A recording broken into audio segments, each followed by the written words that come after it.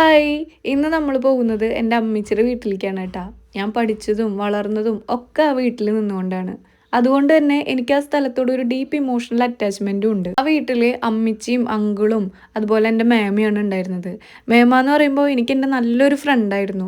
ഞങ്ങൾ എല്ലായിടത്തേക്കും ഒരുമിച്ചാണ് പോയിരുന്നത്. എൻ്റെ ഒരു നല്ലൊരു കമ്പനിയും കൂടിയിട്ടായിരുന്നു. പക്ഷെ ആളിപ്പോൾ ഇല്ല. അതിനെപ്പറ്റി സംസാരിക്കുമ്പോൾ എൻ്റെ മനസ്സ് ഭയങ്കര ഡിസ്റ്റർബ്ഡ് ആവും. അതുകൊണ്ട് ഞാൻ അതിനെപ്പറ്റി സംസാരിക്കുന്നില്ല. അവിടെയുള്ള ഓരോ കാര്യങ്ങളും കാണുമ്പോൾ ഒരുപാട് ഓർമ്മകൾ എന്നിലേക്ക് വരാറുണ്ട്. കാരണം ഒത്തിരി സ്ട്രഗിൾസ് ചെയ്തിട്ടുണ്ട്, ഒത്തിരി ഓവർകം ചെയ്തിട്ടുണ്ട്. അന്നത്തെ ആ സിറ്റുവേഷനായിട്ട് കമ്പയർ ചെയ്യുമ്പോൾ ദൈവം ഒരുപാട് ചേഞ്ചസ് ലൈഫിൽ കൊണ്ടുവന്നതായിട്ട് എനിക്ക് തോന്നിയിട്ടുണ്ട് കേട്ടോ.